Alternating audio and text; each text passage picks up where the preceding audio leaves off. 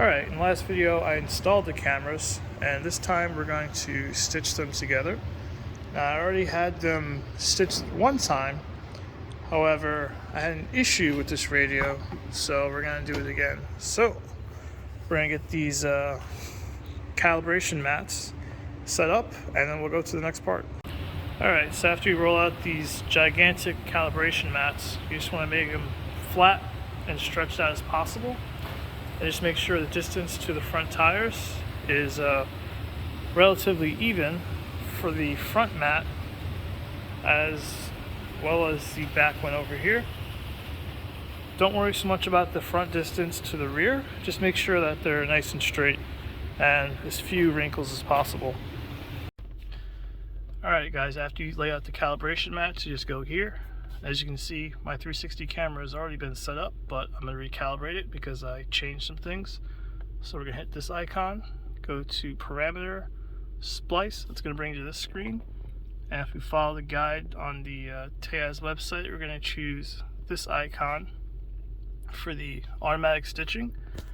And it's going to give you a view of all four cameras. So what you want to do is just make sure that each one matches up with these horizontal lines, so you see these are good, and the ones on the side we're gonna have to make some adjustments. Alright, after that, the next screen is going to ask you to confirm to take photos again to stitch. So we're going to say OK, and we're going to get a whole bunch of parameters that we're going to have to put in to get the proper calibration. And on the website there is a guide that tells you what to measure, and the most important thing you need to know, in my opinion, is the lens type, which is on the camera harness. So if you didn't write that down, you're going to have to pull the panels back off and get those numbers in there. Alright, after you put all your parameters in, you're going to hit start stitch. You're probably going to get a message that says auto splice failed, which it's happened to me many times. I don't know why. If you know why, please send me a message. I would love to know. So what you're going to have to do is manual stitching. So what you're going to have to do is take these 4 points and put them on the corner of the mat for each of the camera views. Alright, we stitched the cameras, and we had to go back and make some adjustments. So it should look something like this now when you're in your screen.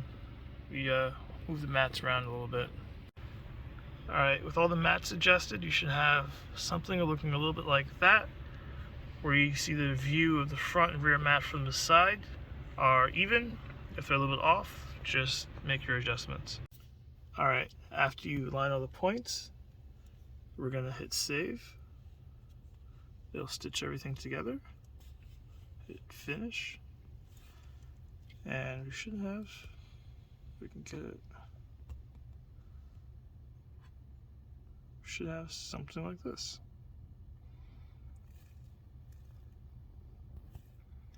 In my next video, I'll do a trail test and a test in the city, just to see what this thing can do.